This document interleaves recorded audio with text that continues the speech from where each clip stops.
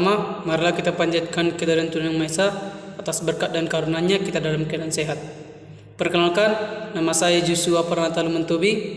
Saya mahasiswa di Universitas Savarina, Fakultas Kesehatan, semester 1 dengan NIM 2111060012. Baik, di video kali ini saya akan membahas tentang fisika dasar, yaitu hukum Newton. Sebelumnya, saya ingin mengucapkan banyak terima kasih kepada dosen saya, yaitu Bapak Firdan Harahap, SSI, SMI, selaku dosen saya yang telah memberikan tugas ini kepada saya. Baik, langsung saja ke videonya. Nama Sir Isaac Newton sangat berjasa dalam ilmu fisika yang berkaitan dengan dinamika. Dari pengamatan dan percobaan, dia membuat hukum Newton yang terbagi menjadi 3 bagian. Newton menemukan adanya pengaruh gaya pada suatu benda saat bergerak. Hukum gerak Newton menjadi hukum dasar dinamika dengan merumuskan pengaruh gaya terhadap perubahan gerak benda. Rumusan ini lantas dikenal luas sebagai hukum Newton 1, hukum Newton 2, dan hukum Newton 3. Di samping itu, sebagai penguatan, nama Newton diabadikan menjadi satuan gaya. Secara ringkas, hukum Newton 1 berkaitan dengan konsep kelembapan yang sebelumnya telah digagas oleh Galileo. Hukum Newton 2 terkait percepatan dan gaya sebagai penyebab percepatan. Lalu, hukum Newton 3 membahas mengenai aksi dan reaksi. Hukum Newton 1. Hukum Newton 1 menyatakan apabila resultan gaya yang bekerja pada suatu benda sama dengan 0, benda yang awalnya diam akan selamanya diam, sementara benda yang awalnya bergerak lurus beraturan juga akan selamanya lurus beraturan dalam kecepatan tetap.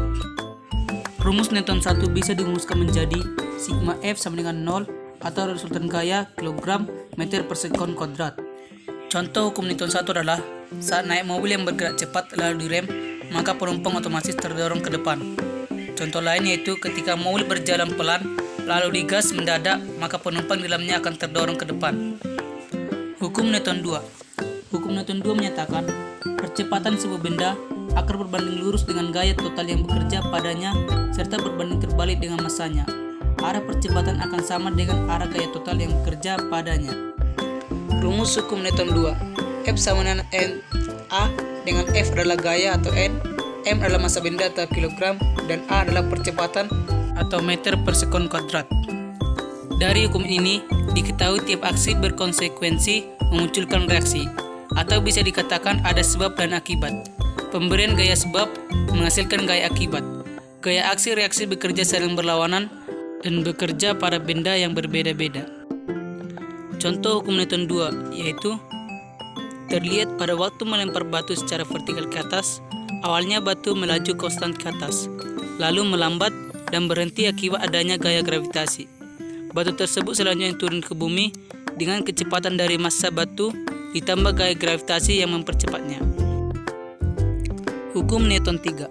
Hukum Newton 3 menyatakan tiap aksi akan menimbulkan sebuah reaksi apabila suatu benda memberi gaya pada benda lain. Benda yang mendapat gaya itu akan memberikan gaya yang besarnya sama dengan gaya yang diterima dari benda pertama, tetapi arahnya akan berlawanan. Dari hukum ini, diketahui tiap aksi berkonsekuensi memunculkan reaksi, atau bisa dikatakan ada sebab dan akibat. Pemberian gaya sebab menghasilkan gaya akibat. Gaya aksi reaksi bekerja saling berlawanan dan bekerja pada benda yang berbeda-beda. Rumus hukum Newton 3. Sigma F aksi sama dengan kurang sigma F reaksi. Aplikasi hukum Newton dalam kehidupan sehari-hari. 1. Seseorang memakai sepatu roda dan berhenti menghadap tembok. Jika orang tersebut mendorong tembok, aksi, maka tembok mendorongnya dengan arah gaya yang berlawanan, reaksi. 2. Ketika menekan ujung meja dengan tangan kita mengerjakan gaya pada meja, yaitu aksi, dan sebaliknya ujung meja pun menekan tangan kita, yaitu reaksi. 3. Ketika pelari menolak papan start ke belakang, aksi. Papan start mendorong pelari ke depan, reaksi, sehingga pelari dapat melaju ke depan. 4. Ketika seorang perenang menggunakan kaki dan tangannya untuk mendorong air ke belakang, itu ada aksi. Air juga akan mendorong kaki di tangan perenang ke depan, yaitu reaksi. 5. Ketika kita berjalan di atas tanah, telapak kaki kita mendorong tanah ke belakang. Sebagai reaksi, tanah mendorong kaki kita ke depan sehingga kita dapat berjalan.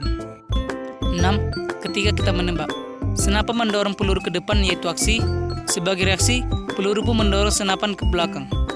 7. Ketika mendayung perahu. Pada waktu mengayunkan dayung, pendayung mendorong air ke belakang yaitu aksi. Sebagai reaksi, air memberi gaya pada dayung ke depan sehingga perahu bergerak ke depan.